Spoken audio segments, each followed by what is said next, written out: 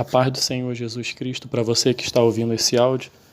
Eu quero compartilhar com você nesse dia uma porção da palavra do Senhor que se encontra em 2 Coríntios, capítulo 12, verso 10, parte C.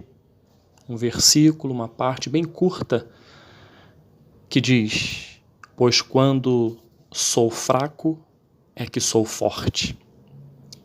O título que Deus colocou no meu coração é A Força Vem do Senhor. Esse versículo que eu tirei de forma isolada para ser base da nossa reflexão, esse versículo está num contexto, esse versículo. E no contexto do capítulo 12 fala acerca da visão de Paulo. O apóstolo Paulo teve uma grande e riquíssima oportunidade de ter uma visão maravilhosa dada por Deus.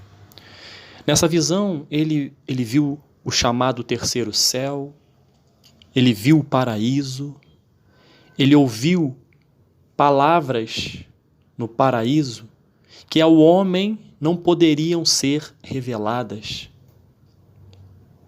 Mas Deus conhece a estrutura do ser humano, do homem, e sabe que essa estrutura é cheia de deficiências, de imperfeições. Deus sabia que Paulo deveria ser mantido sob controle, pois a soberba poderia aflorar, caso não fosse imposto a ele algo que controlasse. No verso 7, diz muito claramente o apóstolo Paulo: para impedir que eu me exaltasse por causa da grandeza dessas revelações, foi-me dado um espinho da carne, um mensageiro de Satanás para me atormentar. Olha, Paulo, você viu, você contemplou, mas continua sendo pó e cinza na minha presença. Você continua sendo uma pessoa imperfeita, Paulo. Eu vou colocar esse espinho na sua carne para que você a todo momento lembre-se que você não é ninguém, que você não é nada sem a minha presença.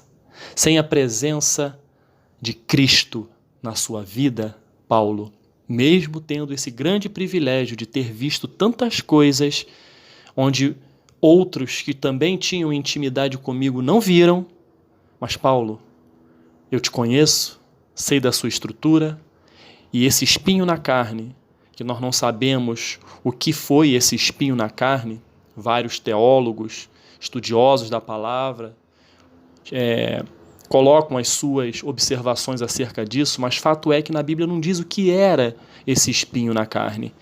Mas, independente do que seja, era algo que controlava Paulo, para que ele não ficasse soberbo, para que ele não se exaltasse. Paulo ainda orou por 3 vezes para que Deus livrasse ele desse espinho na carne. Então eu imagino, se Paulo orou por 3 vezes, é porque esse espinho na carne não era nada fácil. Era uma luta muito grande que Deus permitia para que ele não se exaltasse. Ele orou por 3 vezes. E o interessante, caro ouvinte, é que Deus sempre responde à nossa oração. Deus nunca nos deixa enganado. Paulo orou a primeira vez, não teve resposta. Orou a segunda vez, não teve resposta. Orou pela terceira vez, aí veio a resposta. E assim também é na nossa vida, abrindo um parênteses. Nós não podemos desistir nunca de orar quando não recebemos de pronto uma resposta que queremos. Deus sabe o momento certo de nos dar a resposta.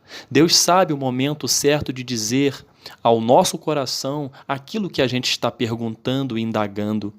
E isso foi na vida de Paulo. Pela terceira vez, ele orou e Deus respondeu: Paulo, eu não vou tirar o espinho da sua carne. A minha graça, ela te basta. Porque o meu poder, Paulo, ele se aperfeiçoa na sua fraqueza. Assim também é na minha e na sua vida. Muitas das vezes passamos por inúmeras lutas, por inúmeras dificuldades, por alguns espinhos na carne que Deus permite em nossas vidas, para que nós possamos entender o seguinte: vou orar, vou pedir para que Deus retire. Porventura Deus não retirou? A resposta é a seguinte: calma, a minha graça te basta e o meu poder, você verá, se aperfeiçoará nessa sua fraqueza. Com isso, Paulo passa a entender que enquanto ele passa por fraquezas, por insultos, por necessidades, por perseguições, por angústias, ele entende que aí Deus o fortalece. Aí Deus o fortalece para vencer, porque Deus não vai fazer com que nenhum dos seus filhos, aqueles que têm compromisso com Ele, passem por lutas e dificuldades sem um propósito. Deus é bom e a sua misericórdia dura para sempre. A essência de Deus é a essência de bondade. E essa essência, muitas das vezes, permite o mal em nossas vidas. Para quê? Para que soframos? Não. Para que Ele venha aperfeiçoar a nossa vida, porque Deus tem um propósito nela.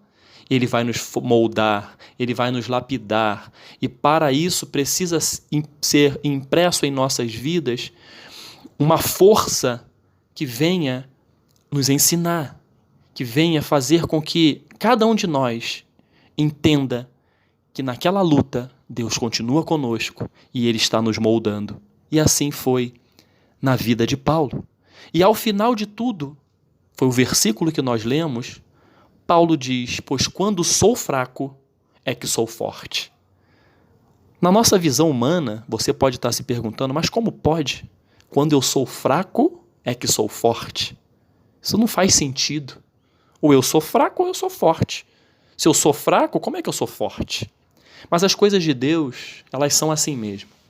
Deus lança algumas coisas até mesmo para conflitar aquilo que você entende por ser correto, aquilo que você acha que está no caminho correto, na interpretação correta. É justamente isso. Sabe por quê, caro ouvinte? Paulo chegou a essa conclusão porque quando ele está fraco, ele sabe que não vai ter condições de vencer aquela dificuldade, de vencer aquele insulto, de vencer aquela necessidade, aquela perseguição, aquela angústia, aquela fraqueza. Ele sabe que ele é fraco e não tem condições. Mas aí ele se torna forte, porque ele sabe a quem recorrer. Ele vai recorrer ao Senhor dos Exércitos, ele vai recorrer a Deus, porque Deus sim é forte e pode fortalecê-lo na fraqueza diante da luta. É por isso que o Senhor disse para ele: Paulo, a minha graça, ela te basta, Paulo, porque o meu poder se aperfeiçoa na sua fraqueza.